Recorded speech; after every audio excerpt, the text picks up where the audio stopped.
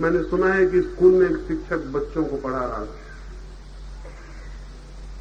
और वो मुझसे कुछ सवाल पूछ रहा था गणित के। फिर उसने एक सवाल दिया बच्चों को कि एक छोटी सी बगिया में 4 दीवारी के भीतर 20 भेड़ें बंद हैं। उसमें से एक भेड़ छलांग लगा के बाहर निकल गई, तो भीतर कितनी भेड़ें बची? एक बच्चा एकदम हाथ हिलाने लगा। ये बच्चा कभी हाथ नहीं हिलाता। शिक्षक ने पूछा आज तुझे क्या हो गया? उसने कहा कि मेरे घर में भेड़ें हैं इसलिए मैं जवाब दे सकता हूं, एक भी नहीं बचेगी, सब निकल जाएंगी, पीछे एक भी नहीं बचेगी। आप कहते ना एक निकल गई, पीछे एक भी नहीं बची। उसने पूछा मतलब क्या पागल 20 भेड़ें थी एक निकली है? उसने कहा एक निकली होगी गणित में, भेड़ें सब निकल गई, पीछे एक नहीं बच सकती, क्योंकि भेड़ें पीछे चलती हैं।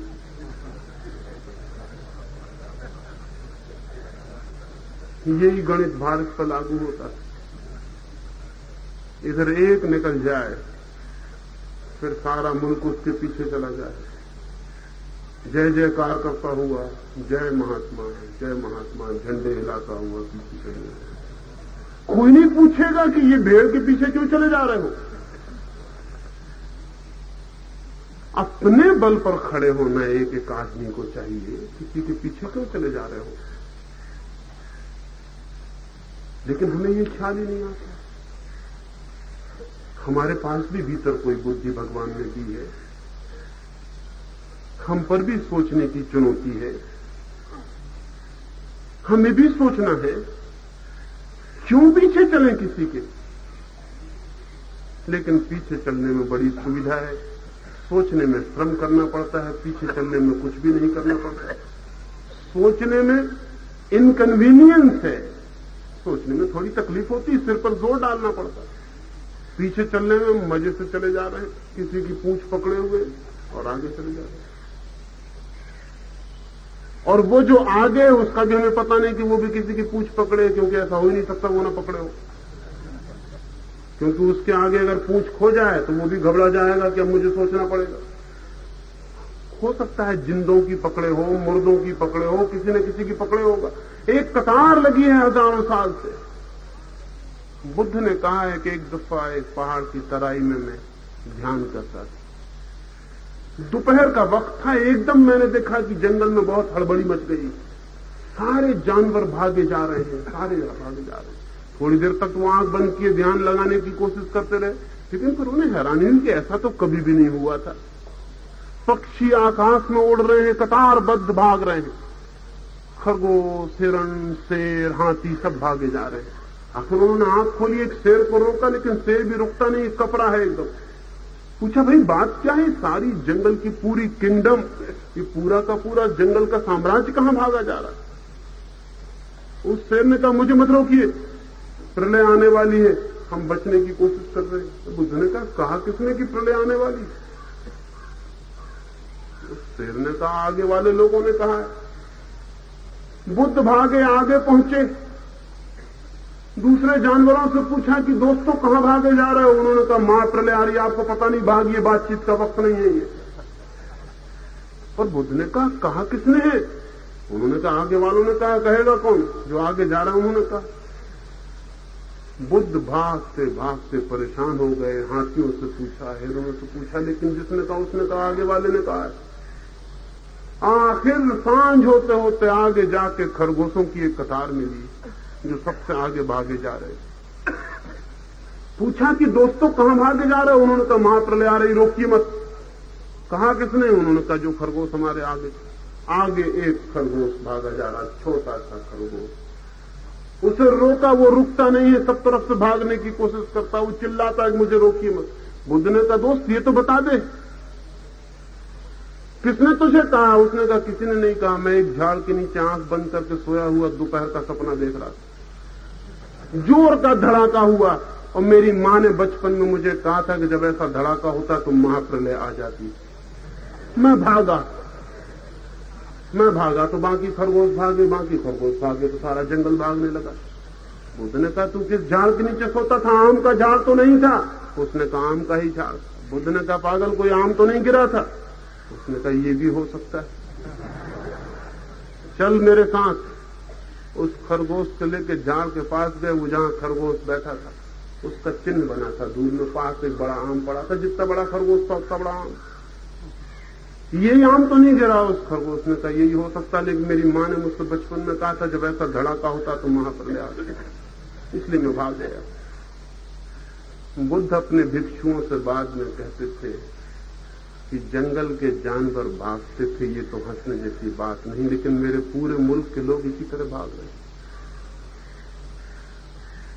किसी से भी पूछो कि किसने, वो कहेगा आगे वाले ने, वो फला महात्मा ने कहा, फला साधु ने कहा, फला उसने कहा। पकड़ो उस साधु को, हमेशा वो आगे इशारा करेगा। और वहां तो बुद्ध ने खरगोश पकड़ ही लिया, यहां आगे किसी को भी पकड़ना मुश्किल है, क्योंकि आगे वाले लोग मर चुके हैं, कब्रों में कहां खो दिएगा, उनका कोई पता लगाना मुश्किल है, राख हो गए हैं वो। इसलिए आगे जाने का कोई उपाय नहीं कि पहला आदमी मिल जाए। और सब चीजों में ये श्रृंखला तोड़ देनी चाहिए। जितने जल्दी हम तोड़ दें, हम जो भी करते हैं उसका उत्तर हमारे विवेक के पास होना चाहिए, किसी दूसरे के विवेक के पास नहीं।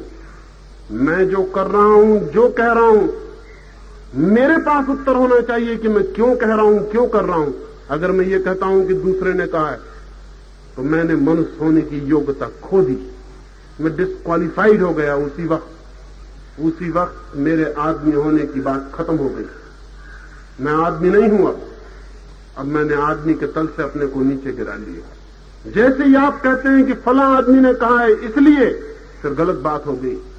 आपकी बुद्धि कहती है, आपका विवेक कहता है गलत हो, कोई फिक्र नहीं।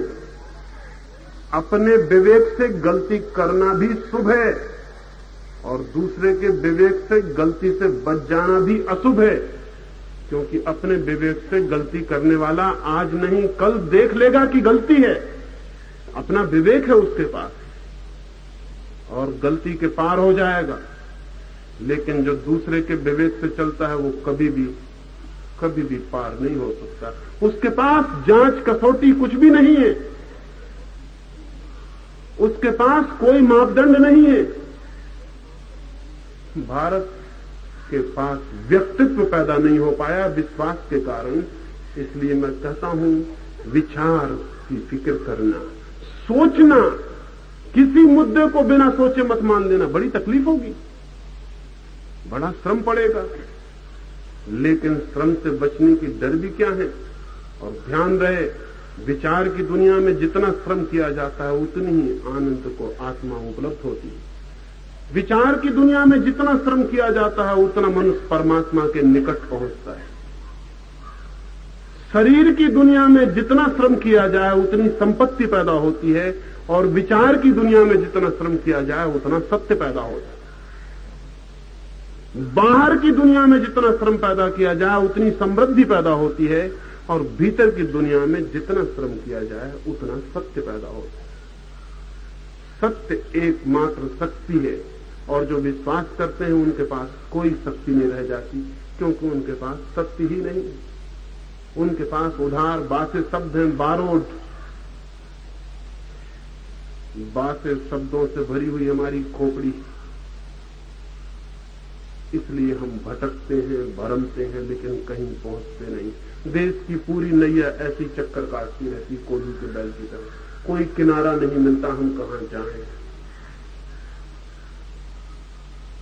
ये स्थिति तोड़नी जरूरी है। और जैसे ही ये देश विचार करना शुरू करेगा वैसे ही इस देश के भीतर पुरुषार्थ के अंकुर पैदा हो जाएंगे। जैसे ही विचार आएगा पुरुषार्थ की किरणें छा जाएंगी। जैसे ही विचार आएगा एक एक आदमी को लगेगा कि बहुत कुछ करना जरूरी है, क्योंकि विचार करने की प्रेरणा बनता है। वो कहता है कि ये करो, ये हो सकता है। वो कहता है ये करके देखो।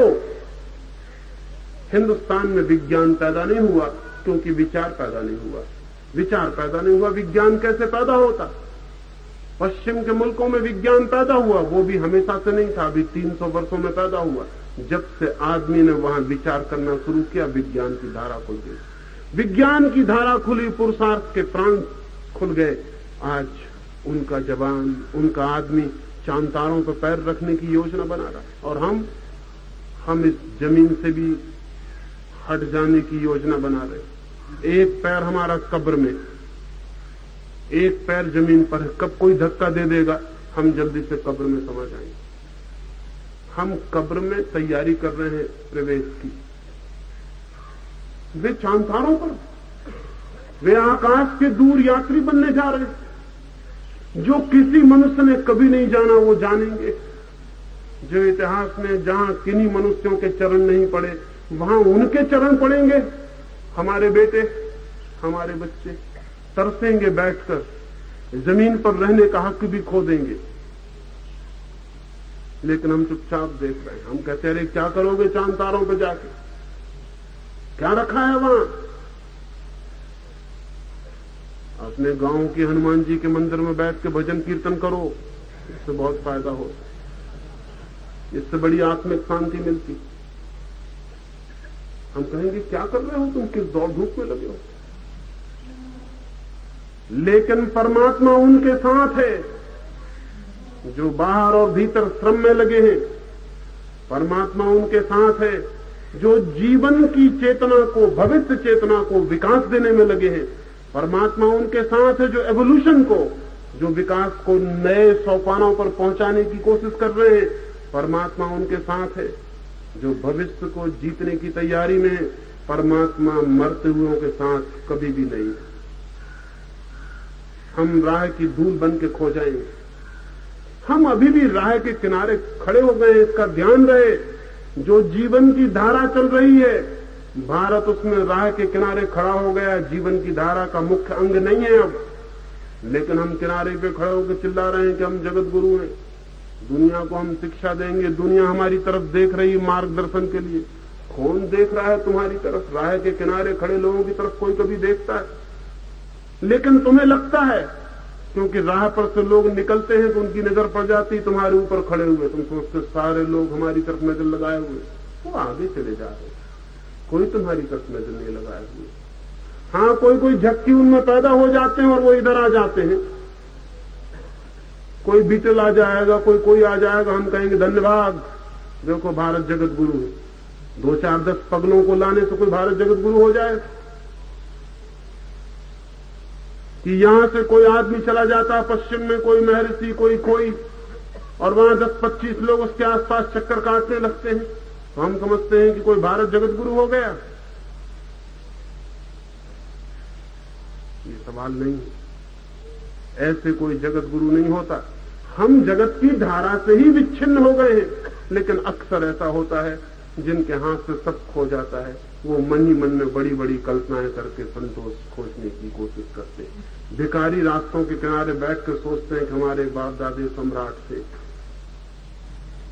जरूर सोचते हैं, भिखारियों के पास जाइए बराबर सोचते नहीं। भिखारी और कुछ नहीं सोचते, अपने पीछे का हिसाब लगाते हैं कि मैं ये था, और सपने में सभी भिखारी सम्राट हो जाते हैं। सपने में कोई भिखारी कभी भी भिखारी होने का सपना नहीं देखता, ये आपको पता है। मैंने सुना है एक झाड़ के नीचे बैठ के एक बिल्ली सपना देख रही। एक कुत्ता वहां से निकलता था, उसने उसे जगाया और कहा कि क्या देख रही? बड़ी रस ले रही थी, तेरे होठों से लाल टपक रही थी और तेरी मूंछें तू साफ कर रही थी, मामला क्या था, क्या देख रही थी? उस बिल्ली ने कहा, नाहक मेरा सपना तोड़ दिया। मैं देख रही थी कि वर्षा हो रही है और चूहे टपक रहे, एकदम चूहे, पानी नहीं है, चूहों की वर्षा हो रही, सब गड़बड़ कर दिया। उस कुत्ते ने कहा, नादान बिल्ली, सपना भी देखा तो गलत देखा। मैं पुरखों से सुनता आया हूं कि कभी कभी ऐसी वर्षा होती, लेकिन चूहे नहीं बरसते, हड्डियां बरसती हैं। चूहे तो कहीं लिखा ही नहीं है, किसी शास्त्र में, किसी पुराण में नहीं लिखा है कि चूहे बरसते, हड्डियां बरसती। हमने भी कभी कभी सपने देखते, हड्डियां गिरती, चूहे नहीं गिरते। सपना भी देखा तो गलत सपना देखा। लेकिन बिल्ली चूहे गिरने के सपने देख सकती है, कुत्ते हड्डी गिरने के सपने देख सकते हैं। ये भारत जगत गुरु होने के सपने देखता रहता है। जो हमारे पास नहीं है उसी के सपने देखे जाते, जो होता है उसके कोई सपने नहीं देखता। जो आज है गुरु की हैसियत में वो कहते नहीं फिरते, और जो हम आज दीनहीन हो गए हैं तो हम कहते फिरते हैं, चिल्लाते फिरते हैं।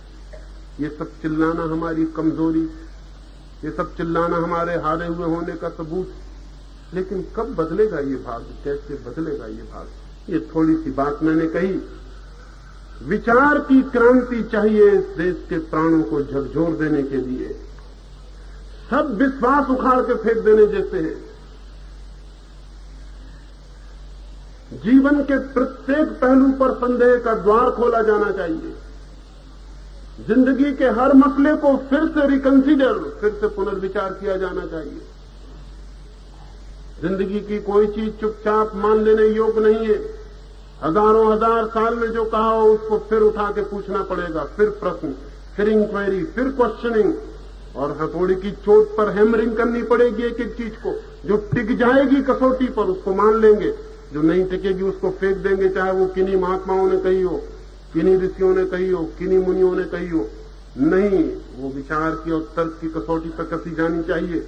और अगर मुल्क ये हिम्मत कर लेता है तो आगे दुर्भाग्य का कोई कारण नहीं है। आज तक हम अभागे थे, आगे भाग्य आ सकता है। मैं आशा से भरा हूं।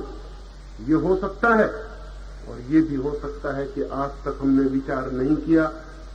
ये वरदान नहीं था, अभिशाप था। ये अभिशाप भी भविष्य में वरदान बन सकता है।